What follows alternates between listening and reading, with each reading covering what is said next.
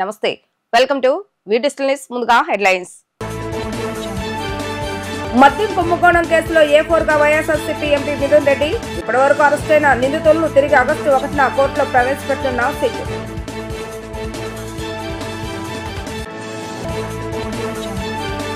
రాజధాని అమరావతి పనులపై మంత్రి నారాయణ సమీక్ష పనుల పురోగతిపై సిఆర్డీ అధికారులు ఇంజనీర్లతో చర్చ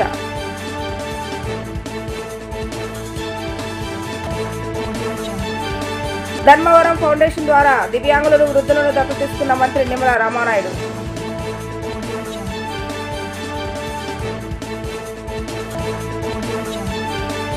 ఏపీ మద్యం కుంభకోణం కేసులో వైఎస్ఆర్సీపీ ఎంపీ మిథున్ రెడ్డికి విజయవాడ ఏసీపీ కోర్టు రిమాండ్ విధించింది. ఆగస్టు 1 వరకు మిథున్ రెడ్డికి రిమాండ్ విధిస్తూ ఉత్తర్వులు జారీ చేసింది. దీంతో మిథున్ రెడ్డిని రాజమండ్రి సెంట్రల్ జైలుకు అధికారులు తరలించారు. ఆయన్ను జైలుకు తరలిస్తున్నారన్న సమాచారంతో పెద్ద ఎత్తున వైఎస్ఆర్సీపీ కార్యకర్తలు అక్కడికి చేరుకున్నారు.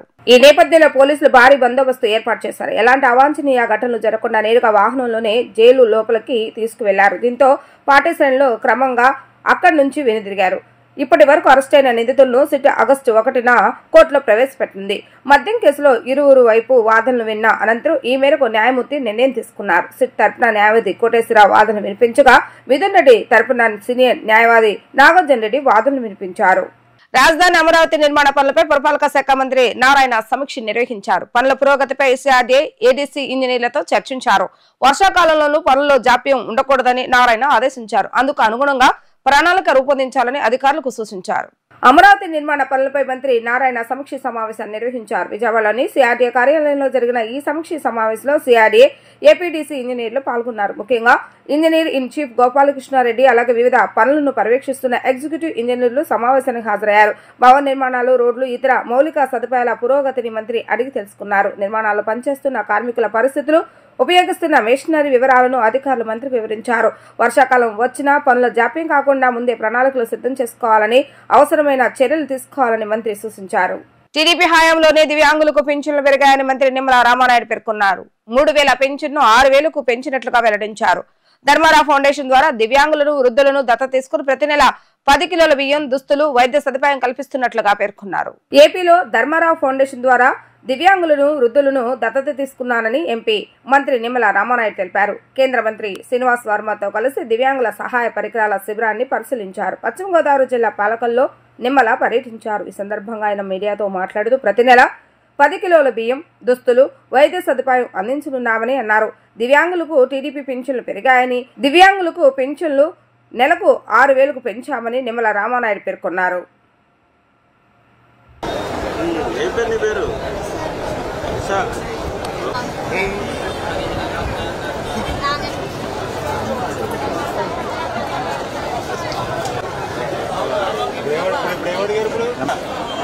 మీరంతా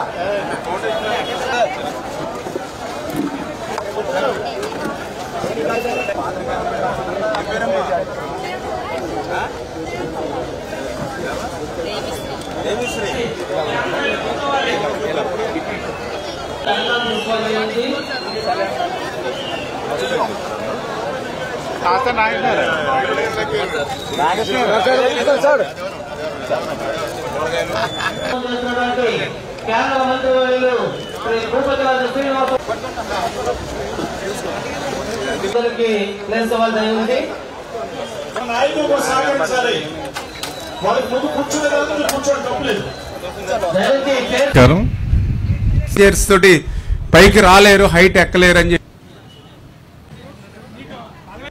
5 సంవత్సరాలు పట్టింది.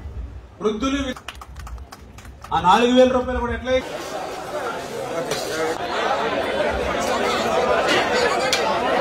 దయచేసి ఆ కౌంటర్ దగ్గర ఎందుకు నాకు అర్థం అవ్వట్లేదు. నా వాళ్ళు తెచ్చి మీకు ఇస్తారు, మీరు తెచ్చుకో.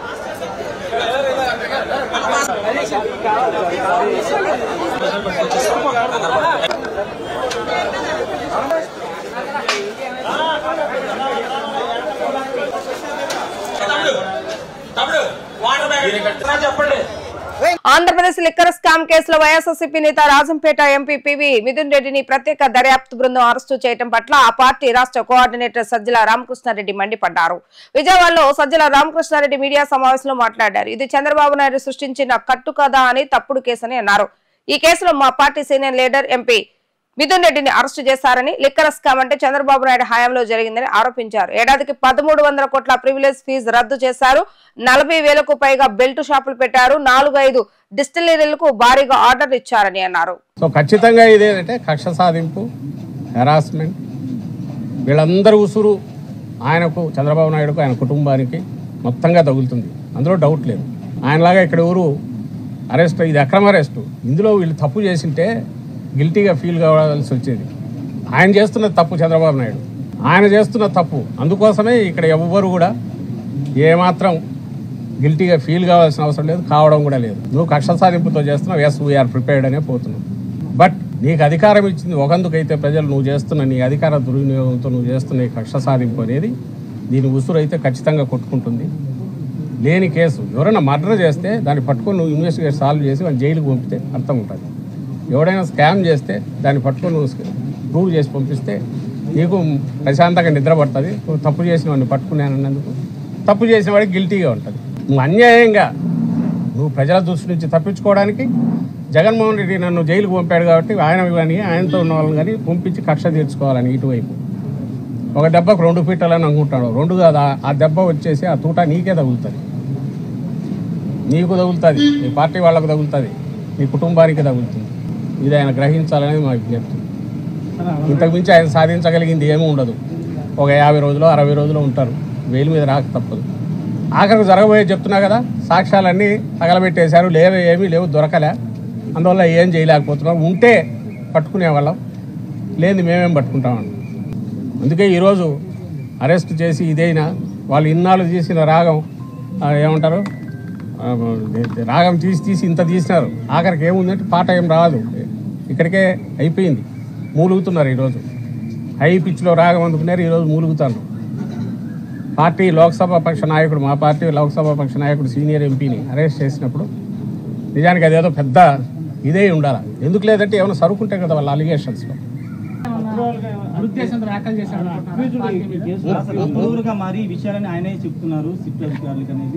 అవునబ్బా, నేను ఆయన కాదు, ఇంకొకరు కాదు, ఎవరు చెప్పినా ఆధారం ఏదో చూపాలి కదా. ఇదిగో పర్టికులర్ ఇది ఫస్ట్ వచ్చి రేషనల్, ఇది దాంట్లో హేతుబద్ధత ఉండాలా. ఏం హేతుబద్ధత? ఎవడన్నా 100 రూపాయలు బెనిఫిట్ అయితే ఇస్తావా, నష్టపోతే ఇస్తావా? చంద్రబాబు హయాంలో బెనిఫిట్ అయ్యారు. చంద్రబాబు హయాంలోనే అంతకుముందు డిస్టిలరీ ఇది పెంచారు. చంద్రబాబు హయాంలోనే మన లైసెన్స్ ఇది క్వాంటిటీస్ పెంచారు. చంద్రబాబు హయాంలోనే కొత్త బ్రాండ్లు అలౌ చేశారు. చంద్రబాబు హయాంలో కొద్దిమందికి మాత్రం ఫేవర్ చేశారు. చంద్రబాబు హయాంలో మద్యం ఏరులు అయిపోయింది. మీకు తెలుసు, నాకు తెలుసు. ఈ రోజు అంతకు 2 ఇంతలు పారుతుంది. ఆ రోజు బెల్ట్ షాపుల ద్వారా ఆ రోజు పారింది. నీ ఫ్యాక్టరీ పెట్టుకుంటే నీ దానికి ఆర్డర్ ఎక్కువ వస్తే, నువ్వు ఎక్కువ ప్రొడ్యూస్ చేసి ఇస్తే నీకు కాస్ట్ తగ్గుతుంది, ప్రాఫిట్ పెరుగుతుంది. కాబట్టి నువ్వు ఇస్తావు, ఇవ్వడానికి అవకాశం ఉంటుంది, ఇస్తావని కూడా నేను ఛాన్స్ ఉంటుంది. జగన్మోహన్ రెడ్డి గారి హయాంలో తగ్గింది క్వాంటిటీ. జగన్మోహన్ రెడ్డి గారి హయాంలో గవర్నమెంట్కు రావాల్సింది ప్రతి పైసా వచ్చింది. జగన్మోహన్ రెడ్డి గారి హయాంలో ప్రభుత్వ దుకాణాలు అయినందువల్ల కింద బాటిల్ అమ్ముడు పోతేనే ఇమ్మీడియట్ రికార్డ్ అయ్యి ఆ తర్వాతే డిస్టిలరీకి అమౌంట్ పోయింది, స్టేట్ ఎక్స్చెక్కర్కు రావాల్సి వచ్చింది. దానివల్లే ఆదాయం పెరిగింది విపరీతంగా. నువ్వు లాజికల్గా ఆలోచిస్తే ఇక్కడ అవకాశం ఉంటుంది, ఇక్కడ ఉంటుంది. ఫస్ట్ థింగ్, కుమ్మరి శాలివాహనులకు అన్ని రాజకీయ పార్టీలు రాజకీయ ప్రాధాన్యత కల్పించాలని, నామినేటెడ్ పోస్టులలో నియమించాలని పలువురు వక్తలు డిమాండ్ చేశారు. రాష్ట్ర కుమ్మరి శాలివాహన సంఘ రాష్ట్ర స్థాయి సమావేశం గాంధీనగర్ లో ఐలాపురం హోటల్లో నిర్వహించారు. సంఘ రాష్ట్ర అధ్యక్షులు ఐలాపురం వెంకయ్య అధ్యక్షతన జరిగిన ఈ సమావేశంలో శాలివాహన కార్పొరేషన్ చైర్మన్ ఈశ్వరీయ ముఖ్య అతిథిగా హాజరయ్యారు. సమావేశంలో శాలివాహనుల సమస్యలపై సుదీర్ఘంగా చర్చించారు. ఈ సందర్భంగా పలువురు మాట్లాడుతూ, కుమ్మర శాలివాహనులు ఆర్థికంగా వెనుకబడిన కులాల వారిని ప్రత్యక్ష ఎన్నికల్లో పోటీ చేసే ఆర్థిక స్తోమత లేనివారు అన్నారు. ఈ యొక్క పరిస్థితులలో అన్ని రాజకీయ పార్టీలు శాలివాహనులకు రాజకీయ ప్రాధాన్యత కల్పించి నామినేటెడ్ పోస్టులు ఇవ్వాలని, అదేవిధంగా చేతివృత్తులు చేసుకున్న శాలివాహనులకు అవసరమైన పరికరాలు పూర్తి సబ్సిడీపై ప్రభుత్వం ఇవ్వాలని అన్నారు. కొండల తయారీకి ఉపయోగపడే మట్టిని ఎటువంటి నిబంధన లేకుండా ఇవ్వాలని అన్నారు. ప్రధానంగా రాజధాని అమరావతి ప్రాంతంలో కుమ్మరి శాలివాహన సంఘానికి 5 ఎకరాల స్థలాన్ని ఉచితంగా కేటాయించాలని, ఆ స్థలంలో సంఘ నిధులతో శాలివాహన భవన్ నిర్మాణం చేసుకుంటామని తెలిపారు. ఈ రోజున కృష్ణా జిల్లా నడిబొడ్డులో ఉన్నటువంటి విజయవాడ గాంధీనగర్ ఐలాపురం హోటల్లో రాష్ట్ర శాలివాహన సంఘ సమావేశం ఏర్పాటు చేయడం జరిగింది. ఇది రాష్ట్ర అధ్యక్షులు శ్రీ ఐలాపురం వెంకయ్య గారి అధ్యక్షతన మరి పెరేరేపేశ్వర్ గారిని ముఖ్య అతిథిగా కేకేసుకొని రాష్ట్ర కమిటీ మీటింగ్ ఏర్పాటు చేశాం. దీంట్లో ముఖ్యంగా ఐలాపురం వెంకయ్య గారు మా శాలివాహనులకి కుమ్మర్లకి న్యాయం చేయాలనే ఉద్దేశంతో ముఖ్యంగా ఆయన చెప్పినటువంటి డిమాండ్స్ ఏంటంటే ఎక్కడైతే గ్రామాల్లో మట్టి ఉందో ఆ మట్టిని ఏ ఏ ఏ విధమైన ఆటంకాలు కలిగించకుండా ప్రతి కుమ్మరి వినియోగించుకోవడానికి హక్కులు కల్పించాలి. మరి అదేవిధంగా రాజధానిలో ఒక 5 ఎకరాల భూమి శాలివాహన సంఘీయులకి కేటాయిస్తే దాంట్లో రానున్న రోజుల్లో భవన నిర్మాణం చేసుకుని పిల్లలందరికీ కూడా చదువుకోవడానికి అన్ని రాష్ట్రాల నుంచి వచ్చి పిల్లలందరూ కూడా వసతి ఏర్పడుతున్న ఉద్దేశంతో మంచి ఉద్దేశంతో ప్రేరేపేశ్వర్ గారిని కూడా మేము అభ్యర్థించడం జరిగింది. మా భూమి ద్వారా మా శాలివాహనలు కేటాయిస్తే దాంట్లో భవన నిర్మాణం మా సొంత నిధులతో ఏర్పాటు చేసుకుంటాం. అదేవిధంగా మా సంఘీయులందరికీ కూడా పరికరాలు ఉచితంగా సార్లు కానీ అదే వారికి ఉపయోగపడే ఏ వస్తువులైనా కానీ గవర్నమెంట్ ద్వారా ఉచితంగా ఇవ్వాలని చెప్పేసి కూడా ప్రధాన డిమాండ్ ఏర్పాటు చేశాం. మరి అదేవిధంగా మా కులానికి రాజకీయ ప్రాధాన్యత కూడా కల్పించాలని చెప్పేసి ఈ సభాపూర్వకంగా కూడా మేమందరం ఏకనిర్ణయం చేసామన్నమాట. ఎందుకంటే మా మా మా వాయిస్ చెప్పడానికి రాజకీయంగా శాసనసభలో శాసన మండలి ఎవరు కూడా ఒక్కళ్ళు కూడా లేరు. అదేవిధంగా శాసన మండలిలో కానీ మాకు పదవిలో పోటీ చేసి గెలిచేంత అర్హత మా కులానికి లేదు. కాబట్టి రాజకీయ నాయకులు దాన్ని గుర్తించి నామినేట్ పదవి శాసన మండలి ఎమ్మెల్యేసీగా మాకు అవకాశం కల్పిస్తే మా పెద్ద ఆయన ఐలాపురం వెంకయ్య గారు కానీ వాళ్ళ కుటుంబ సభ్యులు కానీ మా వాయిస్ రాష్ట్ర స్థాయిలో వాయిస్ మేము తెలియజేస్తానికి సిద్ధంగా ఉన్నామని చెప్పి తెలియజేస్తున్నాం. స్వతంత్రం వచ్చి 70 ఏళ్ళైనా కానీ కుమ్మర్లకు ఈ ప్రభుత్వాలు అయ్యి ఒరగబెట్టిందేమీ లేదు. కాబట్టి ఏదో ఫెడరేషన్ చైర్మన్ అంటే ఒక పదవి ఇచ్చి చేతులు దులుపుకుంటున్నారు తప్పితే మా యొక్క శాలివాహనులు ఈరోజు కూడా దారిద్ర్య రేఖకు దిగువన ఎన్నో కుటుంబాలు బతుకుతున్నాయి. వాళ్ళకి సరైన ఆదరణ లేకపోవటము, సరైన పరిశ్రమలకి సబ్సిడీలు ఇవ్వకపోవటము, ఇటువంటివన్నీ ఏమీ చేయట్లేదు. కనీసం ఒక ఎమ్మెల్సీ పదవి ఇచ్చి మాకు చట్టసభల్లో కనుక అవకాశం కల్పిస్తే మేము మా కులానికి ఎంతో మేలు జరుగుతుందని కోరుకుంటున్నాం. నాట్యం అపురూప కళ అని Doordarshan retired program director Oleti Parvateeswar అన్నారు. నాట్య గురువు మల్లికా రాంప్రసాద్ నేతృత్వంలో నాట్యం నేర్చుకున్న వేములపల్లి హాసిని కూచిపూడి నాట్య రంగ ప్రవేశ కార్యక్రమం బంద రోడ్లోని ఎంబీవీకే భవన్ లో ఘనంగా జరిగింది. ఈ కార్యక్రమానికి ముఖ్య అతిథిగా హాజరైన ఓలేటి పార్వతీశ్వర్ ముందుగా కుమారి హాసిని నాట్య రీతిని తిలకించి ఆమెను ప్రశంసించారు. హాసిని తల్లిదండ్రులు వేములపల్లి సురేష్ బాబు నాగశివాని మాట్లాడుతూ అమెరికాలో పుట్టి పెరిగిన హాసిని నాట్య కళను నేర్చుకుని కూచిపూడి నాట్య రంగ ప్రవేశం చేయడం తమకు ఎంతో ఆనందంగా ఉందన్నారు. గురు మల్లికా రామప్రసాద్ నేతృత్వంలో హాసిని కూచిపూడి నృత్యం, గణేష్ స్తుతి, సర్వజతి, భామకల్పం, శ్రీ వెంకటేశ్వర స్వామి వారిని స్తుతిస్తూ పలు నాట్య రీతులను ప్రదర్శించి ఆకట్టుకున్నారు.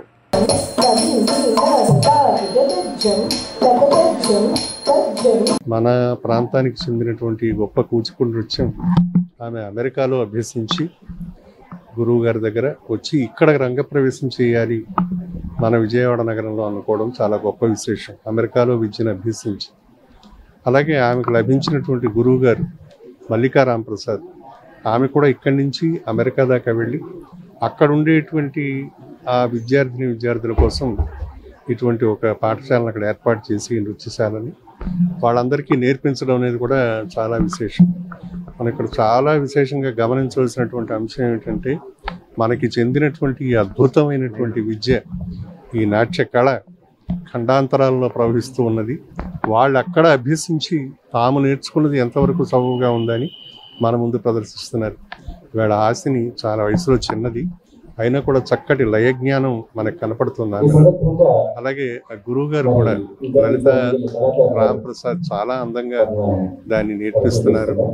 ఈ రకమైనటువంటి చిత్తశుద్ధి మనకి వీటిలో ఉండవలసింది. మన విజయవాడకి అతి చేరువలో ఉన్నది కూచిపూడి, అలాగే దాంట్లో ప్రదర్శించే తరంగం అనేటువంటి అంశం ఉంటుంది. ఆ తరంగం మన గుంటూరు వెళ్ళే రోడ్లో మనకు కనపడుతుంది. కాజా అనే గ్రామం, అక్కడి నుంచి పుట్టిన నారాయణ తీర్థుల వారి తరంగాలు.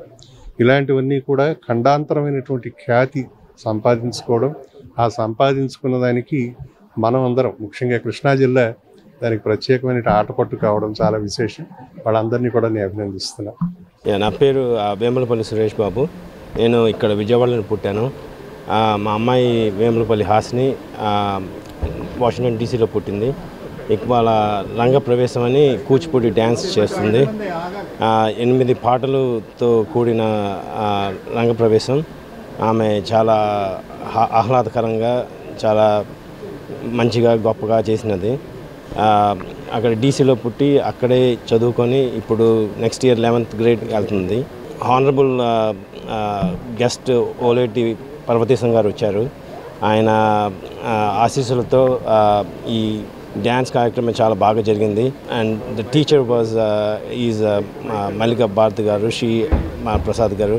అండ్ ఆమె గురువు గారితో ఆశీస్సులతో చాలా బాగా జరిగింది ఈ కార్యక్రమం. ఇది ఒక్క రోజుతో జరిగిన కృషి కాదు. ఎన్నో సంవత్సరాలు కష్టపడి డ్యాన్స్ నేర్చుకొని కూచిపూడి రంగ ప్రవేశం ఇవాళ సక్సెస్ఫుల్గా పూర్తి చేశాం.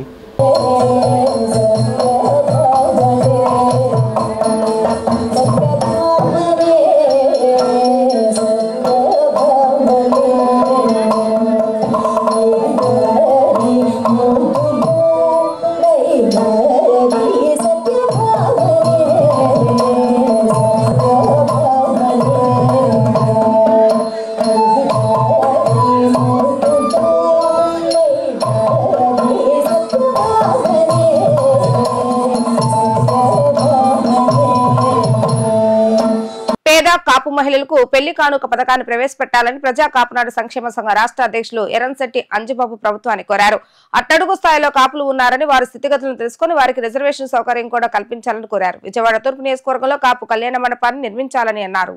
ప్రజా కాపునాడు సంక్షేమ సంఘం సమావేశం కానూరులో జరిగింది. ఈ సమావేశంలో సంఘం రాష్ట్ర అధ్యక్షులు ఎర్రంశెట్టి అంజిబాబు ముఖ్య అతిథిగా విచ్చేశారు.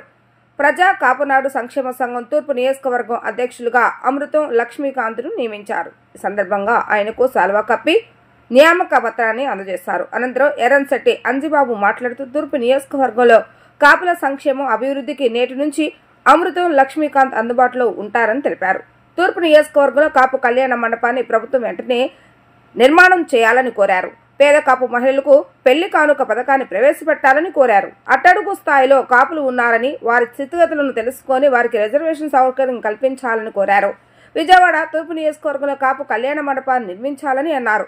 రాష్ట్ర ప్రధాన కార్యదర్శి గణప రాము మాట్లాడుతూ తూర్పు నియోజకవర్గంలో అమృత లక్ష్మీకాంత్ నియమించడం పట్ల హర్షం వ్యక్తం చేస్తున్నామని తెలిపారు. విద్య ఉపాధి రంగంలో సరైన మార్గదర్శకం చేసేవారు కావాలని, విద్యావంతుడు యువకుడైన లక్ష్మీకాంత్ నియమించడం వల్ల వారందరికీ న్యాయం జరుగుతుందని భావిస్తున్నామని అన్నారు.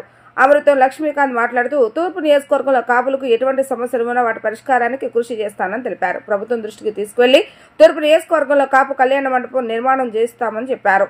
ఈ కార్యక్రమంలో సెంట్రల్ నియోజకవర్గ ఇన్ఛార్జ్ జశ్వంత్ కుమార్, సెంట్రల్ నియోజకవర్గ మహిళా అధ్యక్షురాలు వేసంశెట్టి ఉషాజ్యోతి, రాష్ట్ర కార్యదర్శి పసుపులేటి రాజశేఖర్ తదితరులు పాల్గొన్నారు. ప్రజా కాపునాడు సంక్షేమ సంఘం అధ్యక్షులుగా అమృతం లక్ష్మీకాంతం గారిని ఈ రోజున నియమించడం జరిగింది. తూర్పు నియోజకవర్గంలో 22 డివిజనల్ కమిటీలు కాపుల సంక్షేమానికి అభివృద్ధికి లక్ష్మీకాంత్ గారు ఈ రోజు నుంచి ఆయన అందుబాటులో ఉంటారని, అలాగే కాపుల అభివృద్ధికి సంక్షేమానికి కృషి చేయాలని, తూర్పు నియోజకవర్గంలో కాపు కళ్యాణ మండపం ప్రభుత్వం వారు వెంటనే నిర్మాణం చేయాలని కోరుతా ఉన్నాం. పేద కాపు మహిళలకు పెళ్లి కానుక పథకాన్ని ప్రభుత్వం వారు ప్రవేశపెట్టాలని, అట్టడుగు స్థాయిలో కాపులు ఉన్నారని వారి స్థితిగతులు ప్రభుత్వం వెంటనే వాళ్ళు చూసి రిజర్వేషన్ కూడా కల్పించాలని కోరుతా ఉన్నాం.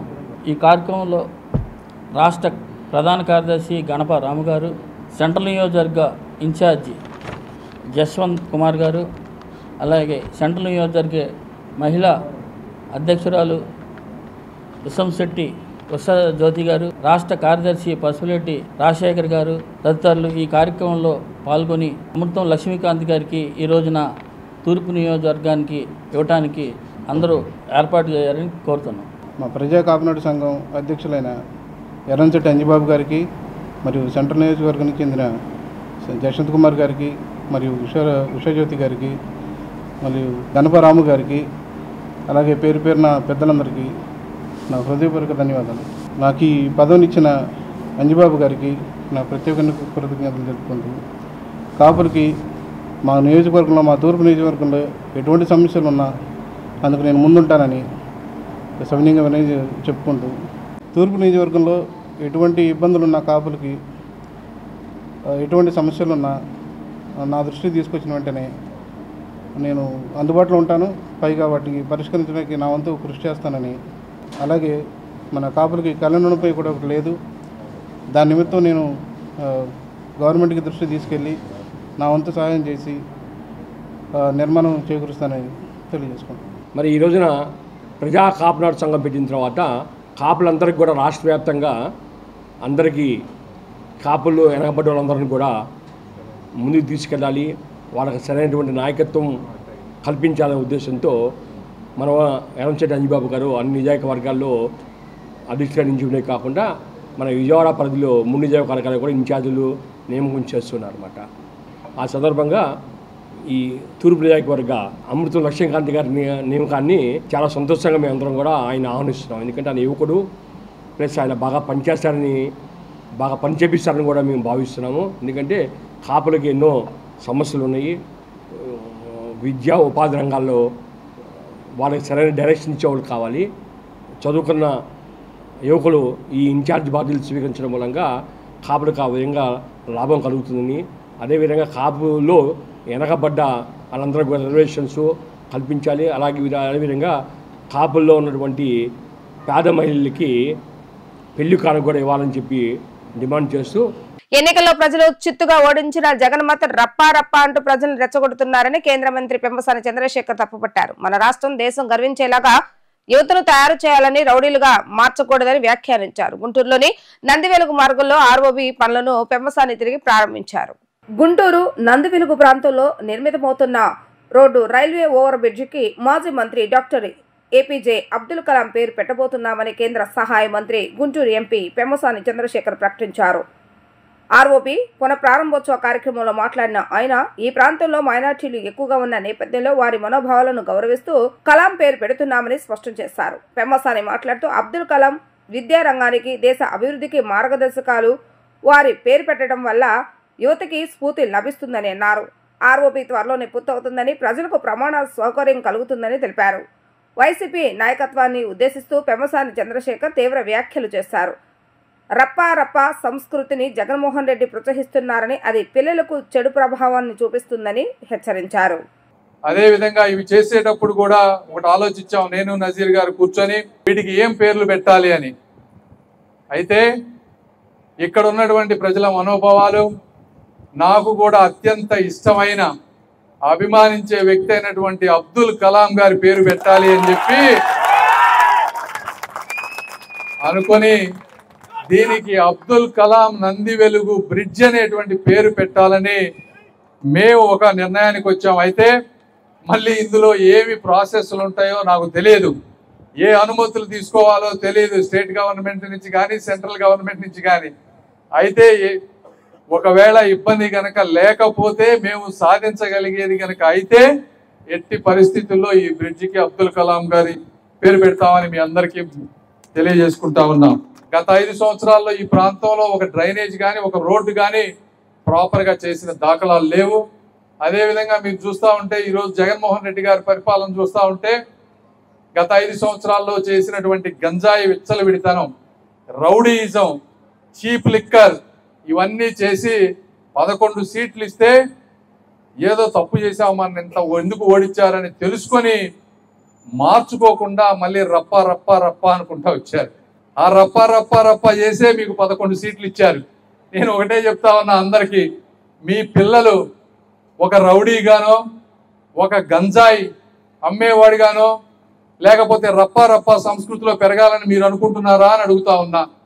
నేను కానీ ఒక సామాన్య మధ్యతరగతి వాళ్ళు ఎవరైనా సరే వాళ్ళ పిల్లలు రాష్ట్రం గర్వించే విధంగా, దేశం గర్వించే విధంగా, రాజ్యాంగం గర్వించే విధంగా ప్రజల మన్నలు పొందాలనుకుంటారు. కానీ ఇలా రౌడీ సమాజంలోకి వెళ్ళాలని ఎవరు అనుకోరు.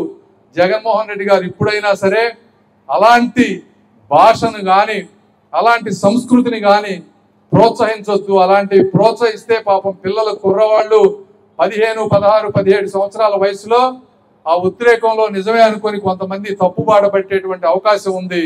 కాబట్టి అలాంటి సంస్కృతికి మీరు పరిష్కారం శాశ్వతంగా చరమగీతం పాడాలని కోరుకుంటూ ఈ విషయాల్ని ప్రజల్లోకి నిరంతరం తీసుకువెళ్లి గత 5 సంవత్సరాల పరిపాలన గుర్తు చేయాలని కోరుకుంటూ మరొకసారి మీ అందరికీ కూడా మనస్ఫూర్తిగా అభినందనలు తెలుపుకుంటూ సెలవు తీసుకుంటున్నాను. Thank you.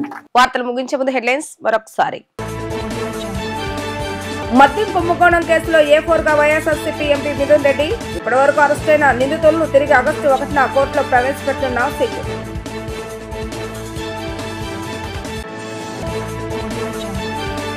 రాజధాని అమరావతి పనులపై మంత్రి నారాయణ సమీక్ష. పనుల పురోగతిపై శాడ్ అధికారులు ఇంజనీర్లతో చర్చ.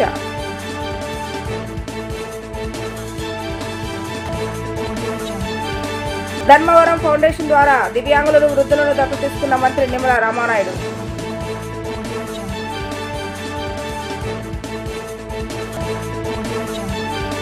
ఇవి ఈరోజు వార్తా విశేషాలు. మరలా తిరిగి ప్రసారమే వార్తలు మళ్ళీ కలుద్దాం. అంతవరకు సెలవు. నమస్కారం.